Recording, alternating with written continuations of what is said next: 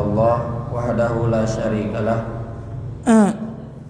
wa asyhadu anna Muhammadan abduhu wa rasuluhu alladzi la nabiyya wa la rasula ba'dah sallallahu wa sallam alaihi wa ala alihi wa sahbihi wa man tabi'ahum bi ihsan amma ba'd.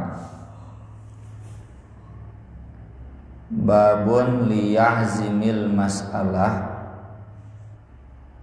bab tentang adab harus membulatkan tekad, membulatkan hati, serius dalam memohon.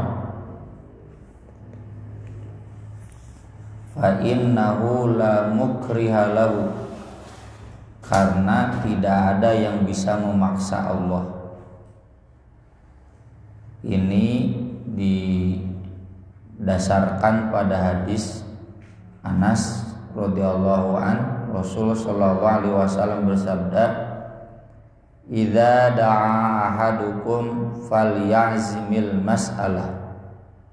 Apabila salah seorang di antara kamu berdoa, hendaklah dia membulatkan hati ketika memohon. Wala yaqulanna, jangan pernah mengatakan Allahumma in syi'ta fa'atini, ya Allah jika engkau berkehendak berilah aku. Fa innahu la mustakriha lahu, tidak ada yang bisa memaksa Allah. Kalau kita berdoa seperti tadi itu seakan-akan Allah jadi terpaksa. Nggak boleh, karena Allah maha berkehendak memberi dan maha berkehendak tidak memberi. Kalau kita mengatakan ya Allah jika engkau mau berilah aku, nah itu masyiah, istisna, istilahnya istisna insya Allah, jika engkau berkehendak, itu tidak berlaku dalam berdoa. Itu hanya berlaku dalam perkataan sehari-hari, menjanjikan sesuatu atau meyakini ada sesuatu. Sudah sembuh dari sakit, ya alhamdulillah, dengan kehendak Allah, dengan izin Allah, itu boleh begitu. Tapi kalau dalam berdoa, jika engkau berkehendak berilah aku anu itu nggak boleh, karena seakan-akan Allah terpaksa, dan Allah tidak ada yang bisa memaksanya siapapun. Allah maha berkehendak. Jadi meski Allah maha berkehendak, nggak boleh dalam berdoa kita mengucapkan istisna. Istisna deh, jika engkau mau, jika engkau rela, jika engkau ikhlas. Jangankan kepada Allah, kepada kita pun kalau ada yang meminta seperti itu, jadi seakan-akan ya kita terpaksa, ya, kurang sopan itu. Abu Hurairah juga meriwayatkan yang sama. Rasulullah SAW bersabda, la yaqulanna ahadukum Allahumma gfirli in syi'ta, Allahumma rahamni in syi'ta. Dalam riwayat lain ada tambahan Allahumma rzuqni in syi'ta, ya Allah ampunilah aku jika engkau berkenan, ya Allah rahmatilah aku jika engkau berkenan, ya Allah berilah aku rizki jika engkau berkehendak. Kata Nabi, liya'zimil mas'alah, seriuskanlah, bulatkanlah dalam memohon. Fa innahu la mustakriha lahu, karena tidak ada yang bisa memaksa Allah siapapun. Jadi maksud liya'zimil mas'alah, kata Imam Ibnu Hajar, yajzima biwuqu'i matlubih, dia betul-betul menguatkan objek permohonannya. Ya Allah berilah aku rizki, udah begitu, jangan ada jika engkau mau, jika engkau mau. Dalam riwayat lain wal yu'azzimir raghbah, dan perbesarlah harapan. Jadi harus betul-betul berbulat hati bahwa ini akan diijabah.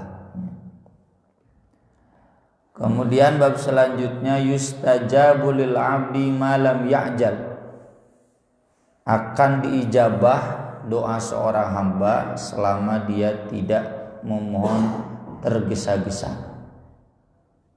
Masalahnya kita berdoa umumnya guru-gusu, ya, tergesa-gesa. tidak dari sejak awal ketika kita butuh dan butuhnya mendesak siga nginjem duit gitu kudu aya. Nah doa yang semacam itu nggak mungkin diijabah. Nabi SAW bersabda sebagaimana diinformasikan oleh Abu Hurairah, yustajabu li ahadikum ma lam ya'jal. Pasti akan diijabah untuk doa masing-masing di antara kalian selama dia tidak tergesa-gesa. Bagaimana maksud tergesa-gesa itu? Yaqulu, dia mengatakan da'autu falam yustajabli, aku sudah berdoa tapi belum diijabah. Nah orang yang mengatakan begitu berarti dia tergesa-gesanya mual diijabah, karena juga dia sudah ada keyakinan tidak diijabah. Gak mungkin, kata Allah kan ud'ullah wa antum muqinuna bil ijabah. Kata Nabi SAW, berdoalah kepada Allah dengan keadaan yakin pasti akan diijabah. Dan sebagaimana sudah dibahas, ijabah doa itu adalah salah satu dari 3. Yang pertama disegerakan, yang kedua an yaddakhiro, ditangguhkan itu mungkin minggu depan, mungkin tahun depan, mungkin kaincu ada kan, tidak ke anak berhasil doa nate ijabah nate kaincuna, atau ditangguhkan itu mungkin nanti di akhirat jadi pahala. Dan yang ketiga diberikan yang setimpal, diberikan kebaikan yang sama, dijauhkan dari kejelekan yang sama. Jadi kalau seseorang berdoa Rabbi habli minas sholihin, sudah 10 tahun 20 tahun tidak kunjung punya anak, itu jangan berhenti berdoa. Kalau berhenti berdoa berarti istijab.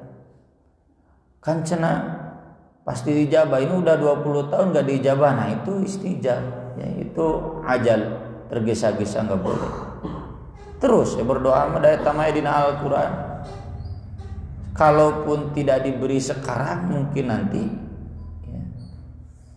Nanti di mana? Ya mungkin nanti udah beberapa tahun kan ada. Tidak mustahil kejadian seperti Nabi Zakaria, Nabi Ibrahim. Atau ditangguhkan itu nanti di akhirat, dijadikan pahala amal soleh, karena doa kan ibadah.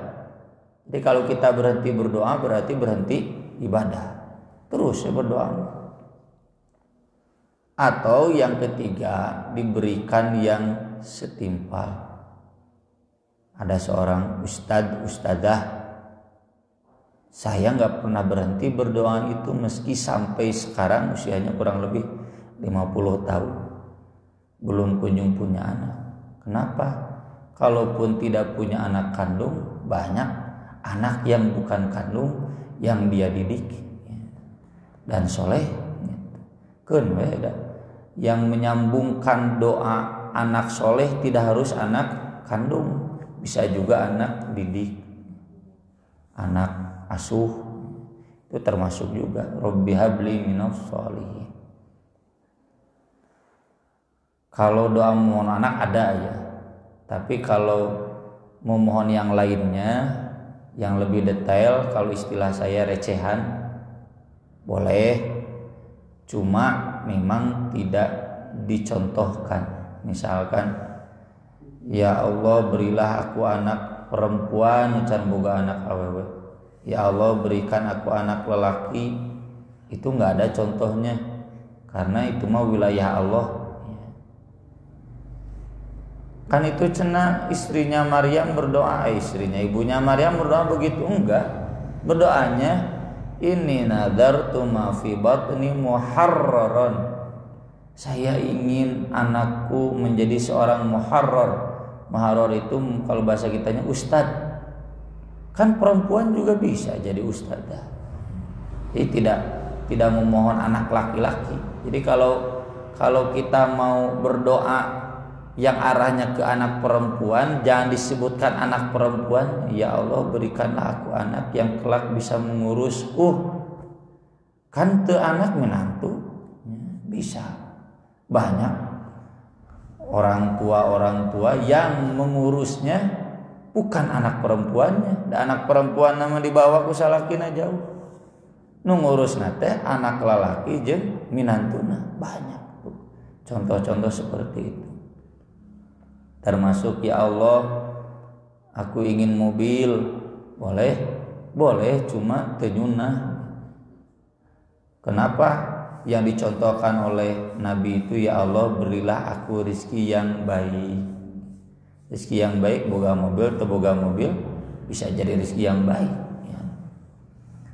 Teboga mobil rizki yang baik, boga mobil cantang tuh jadi rizki yang baik. Gitu. Jadi mohonnya rizki yang baik, mau punya mobil atau tidak, mau punya kontrakan banyak atau tidak, pokoknya rizkon thayyiban, semuanya jadi rizki yang baik.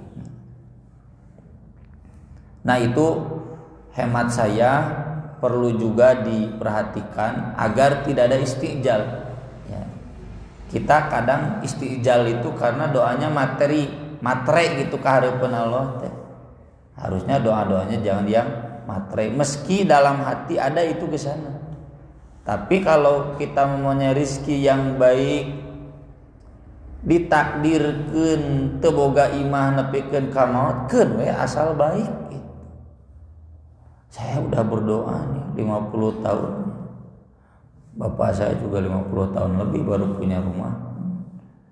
Udah 50 tahun ini belum punya rumah. Berdoa teu diijabah wae. Nah itu istijal, enggak boleh. Kalau begitu ngomongnya berarti tidak akan pernah diijabah. Harusnya berdoanya inni as'aluka ilman nafi'an wa rizqan thayyiban warzuqni, gitu kan. Tidak wa'atinil bait hak milik, gitu kan. Pokoknya mah ya we rezeki mah deh. Mau ngontrak, mau numpang, ya mau dikasih, mau beli, pokoknya dari rizqan thayyiban. Kemudian yang ketiga, babu raf'il aidi fid du'a, mengangkat tangan dalam berdoa. Di sini saya mencoba nasihat itu mencoba teliti dan menyampaikan apa adanya. Pertama, saya akan sampaikan perspektif Imam Bukhari dan Ibnu Hajar, dan tentu kedua perspektif ulama lain yang sedikit berbeda, sedikit, enggak banyak berbeda. Ibnu Hajar dan Imam Bukhari di sini menulis bab ini menunjukkan mengangkat tangan ketika berdoa itu boleh dan tidak ada batasan, karena memang Nabi tidak pernah membatasi. Apa yang Nabi tidak pernah berikan batasan, jangan pernah kita membatasi. Dalil perbuatan Nabi itu hanya sekedar afdoliyah, afdolnya, tapi bukan berarti membatasi. Contoh, Nabi masuk Masjidil Haram sok tiba babu salam aya nama, bukan berarti di luar babu salam tidak boleh.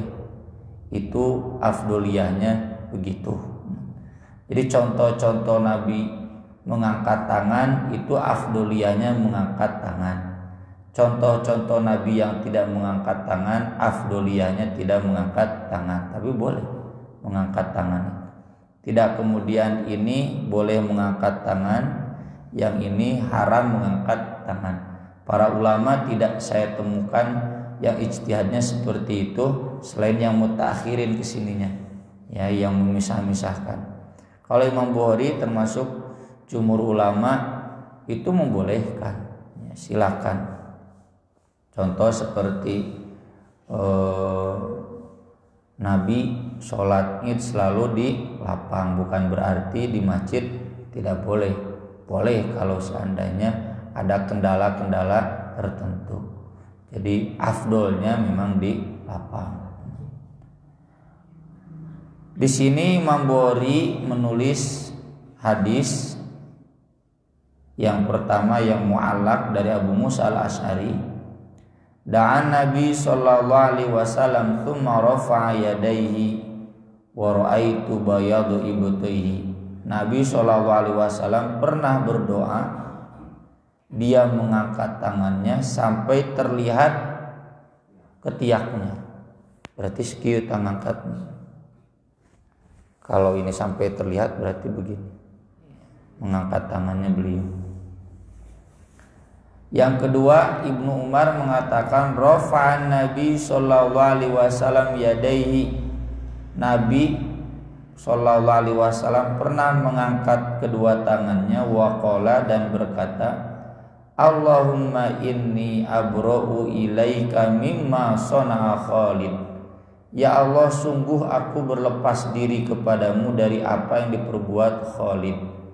Ini kasusnya Khalid bin Walid menyerang satu kaum. Yang kaum itu sudah mengatakan sobakna itu sobiin. Arti asal sobakna itu sobiin itu kami sudah beragama masa lalu. Sobakna itu agama zaman dulu. Agama masa lalu itu agama yang meyakini bahwa Tuhan itu satu, yaitu Allah, yang diajarkan oleh Nabi Ibrahim, yang diajarkan oleh Nabi Ismail. Itu masih tersisakan banyak di ayat Al-Quran. Wala in sa'altahum man khalaqas samawati wal ard wa sakhkhara asy-syamsa wal qamar la yaqulunna Allah.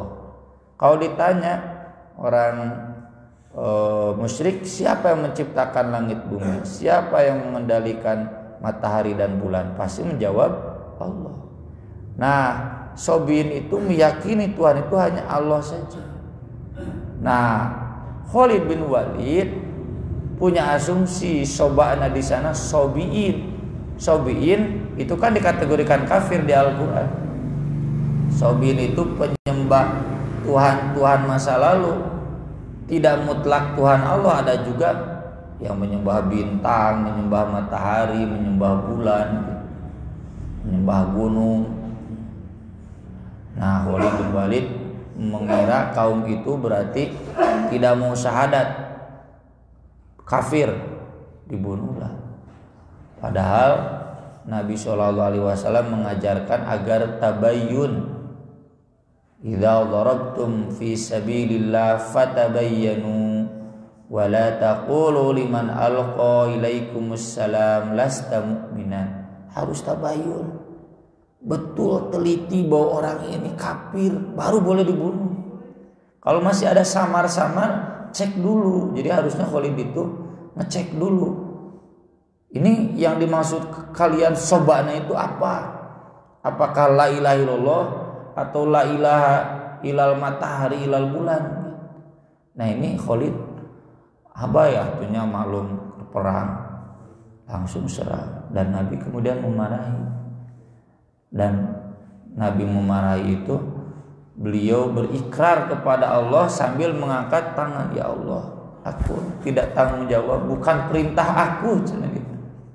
Khalid menyerang kaum Sobiin yang siapa tahu mereka sebetulnya meyakini la ilaha illallah.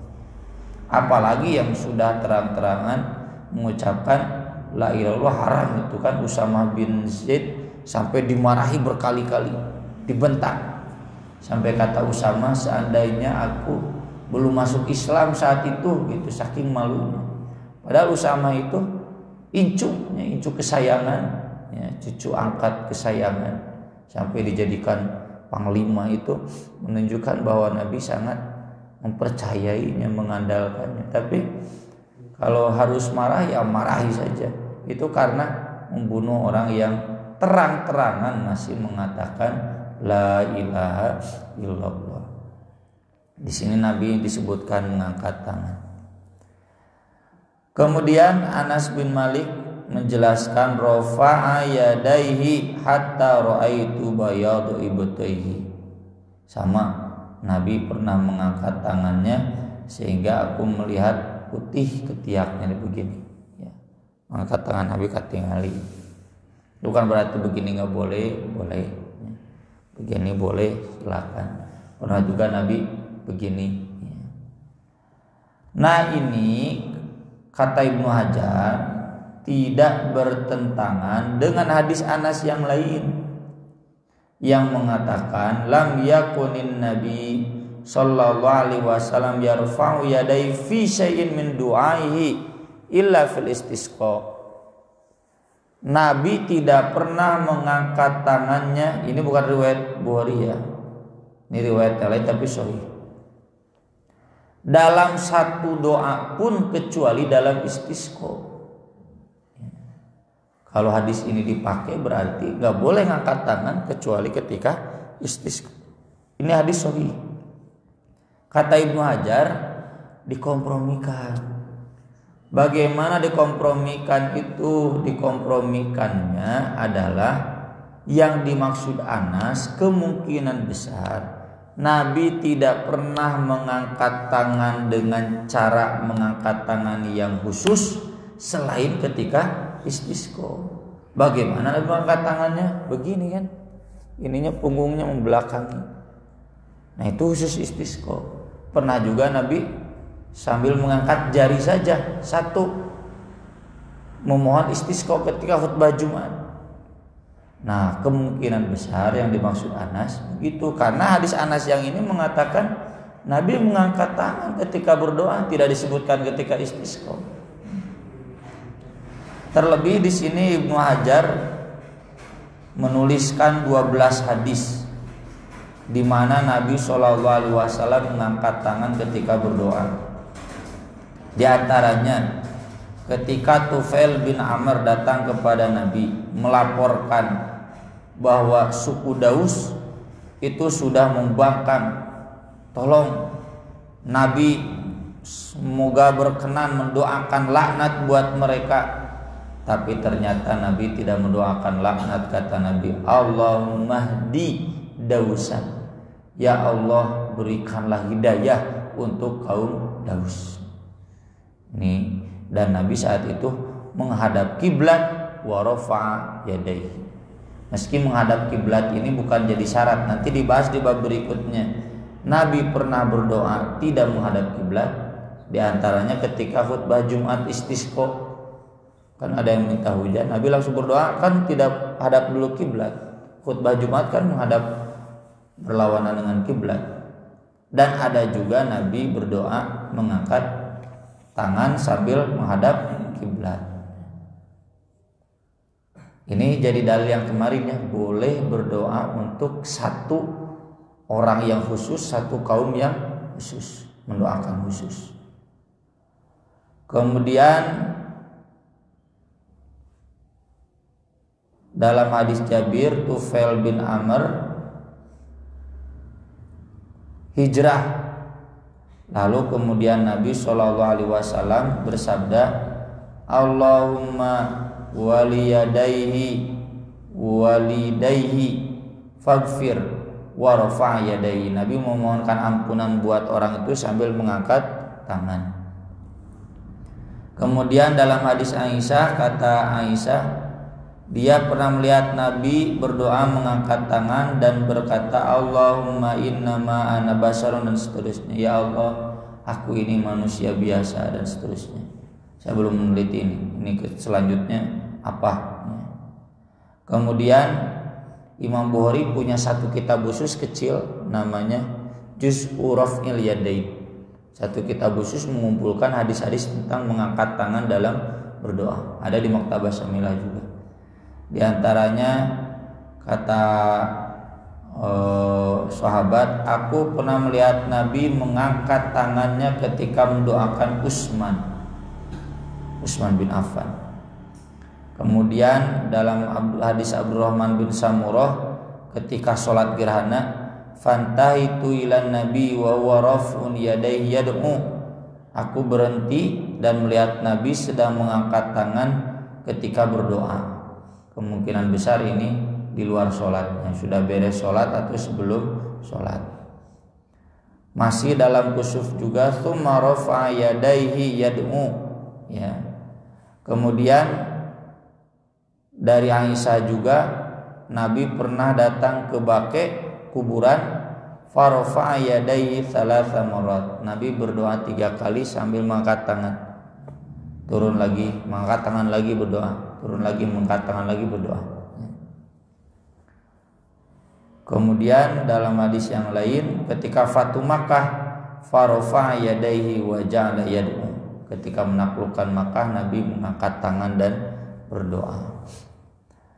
Dan kemudian ketika menceritakan Nabi Ibrahim, Nabi Isa, Nabi mengangkat tangannya dan berkata, Allahumma ummati, Allahumma ummati, ya Allah, nitip umatku ya Allah, selamatkanlah umatku. Nah, ini dalil-dalil menunjukkan bahwa mengangkat tangan ketika berdoa itu Nabi tidak membatasi, ada di berbagai situasi. Itu menunjukkan boleh kapanpun, tapi tidak menjadi syarat. Kalau menjadi syarat ijabah, pasti Nabi setiap berdoa mengangkat tangan. Kan masalahnya tidak seperti misalkan sesudah sholat, tidak kita temukan riwayat Nabi mengangkat tangan ketika berdoa sesudah sholat wajib. Memang ada hadis ya yang mengatakan bahwa Allah malu kalau hambanya mengangkat tangan kemudian dia tidak mengijabahnya. Ibnu Hajar sendiri menilai jayyid. Nah, ulama yang tadi saya sebutkan mutaakhirin, beliau menilai ini hadis dhaif. Dari hadis dhaif ini beliau menyimpulkan bahwa tidak ada anjuran untuk mengangkat tangan. Maka pada asalnya doa itu tidak mengangkat tangan. Kalaupun mengangkat tangan pada tempat-tempat yang Nabi anjurkan. Jadi beda sedikit. Di beliau yang mutaakhirin ini mengangkat tangan itu hanya pada tempat-tempat yang Nabi anjurkan. Sisanya tidak boleh karena tidak ada anjurannya. Kalau para ulama jumhur boleh, silakan, karena Nabi tidak membatasi. Hadis ini pun statusnya jayyid ya, hasan, tidak sampai sahih. Itu hanya anjuran saja, silakan. Kalau merasa lebih khidmat mengangkat tangan ketika berdoa, silakan. Jadi perbedaan sedikit dalam masalah ini, hemat saya tidak harus kemudian saling memvonis sesat. Jadi kalau Bapak melihat ada orang yang mengangkat tangan ketika berdoa, itu kudu dibetot ya, atau yang tidak mengangkat tangan kemudian diprotes, kenapa sih kamu nggak mengangkat tangan? Itu jawazul amri, dua-duanya boleh diamalkan. Sekian yang bisa saya sampaikan pada pagi hari ini, mudah-mudahan bermanfaat. Subhanakallahumma bihamdik, asyhadu an la ilaha illa anta, astaghfiruka wa atubu ilaik.